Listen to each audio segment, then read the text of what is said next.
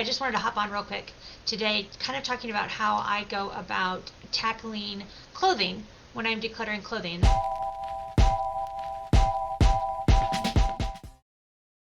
So let's talk about clothes. Now, I know that there is a lot of people will say get everything out at one time and make this giant pile of all your clothes and all your accessories and all your shoes and everything and go through it all in one time. Unless you have 2 or 3 completely uninterrupted days to do that, I do not recommend doing that. And even if you think you have 2 or 3 uninterrupted days, how many times do you actually really have 2 or 3 uninterrupted days before something comes up and interrupts you, right?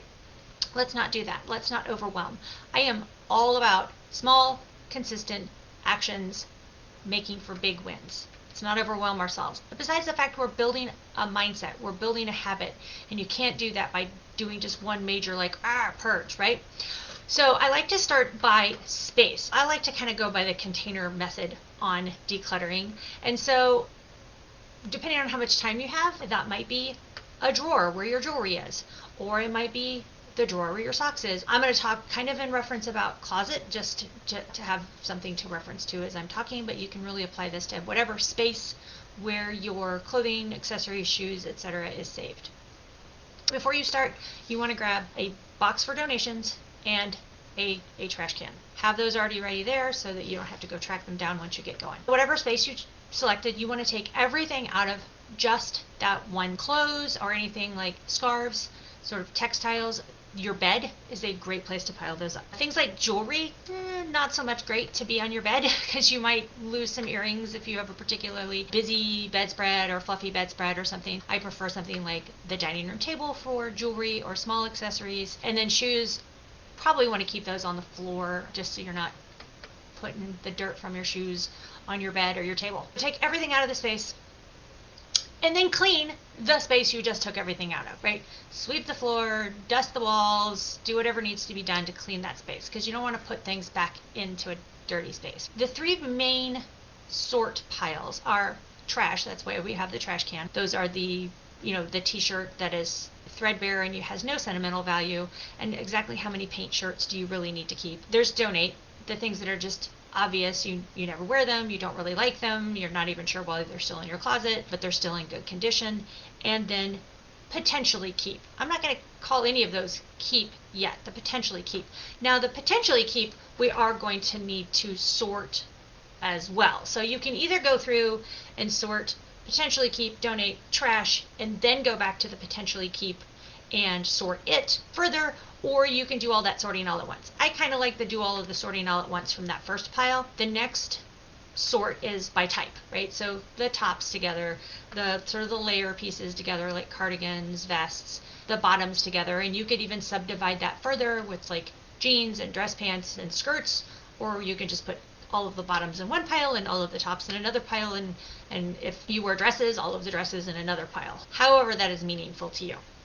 Now you're going to want to pick one of those categories, however you sorted, and unless you have worn something in the last month and you know you love it, you're going to try it all on. This is the thing that takes a little bit longer, right? And I don't always love everything Marie Kondo says, but there is some value to actually putting it on you and saying, does this give me joy, if that's the term that is meaningful to you, or do I feel happy wearing this, or do I just really love this item? And love could be because it fits great, it's a color you love, you have a happy memory from that item. Love, you get to decide, right?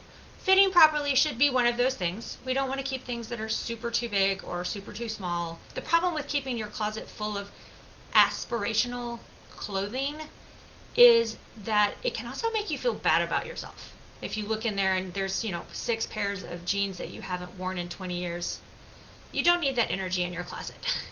It's time to let them go to somebody else. So does it fit properly? Do you love it? And is it in good condition?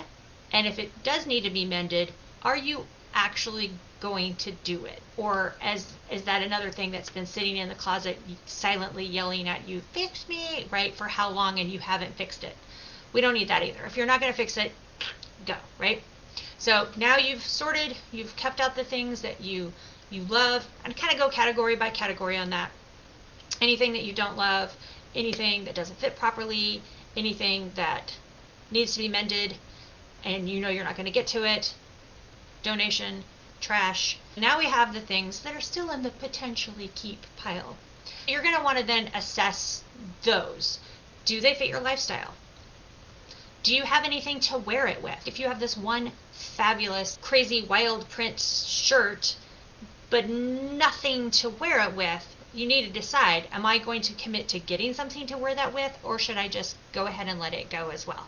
Once you've got it down, all the things you plan to keep, you've got your donation pile ready, you've got your trash pile ready, that's when we're going to hang everything up or fold everything properly. I do say there is some value to Marie Kondo's method of folding, especially I have a mid-century dresser that has really shallow drawers, so being able to fold the shirts up right so I can kind of see them all instead of the stacks, very helpful. If you're in the closet currently and you're hanging things back up, one of the things I like to do each season when I switch out my clothes is I will turn the hangers backwards. And then as I wear something, and I hang up almost all of my clothes, and I'm fortunate that I have a big enough closet that makes that really easy. I will turn the hangers backwards, and then when I go to switch out for the next season in a couple months, if the hangers are still backwards, it means I haven't worn it, right? Because you turn the hangers then forward once you've worn something.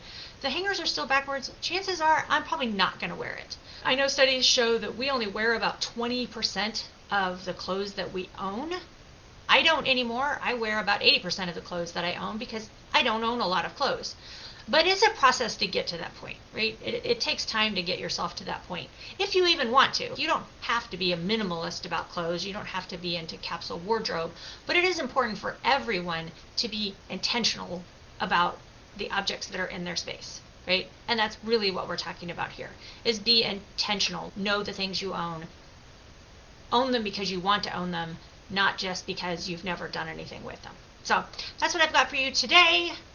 Remember, small, consistent actions make the biggest change. Declutter your life today.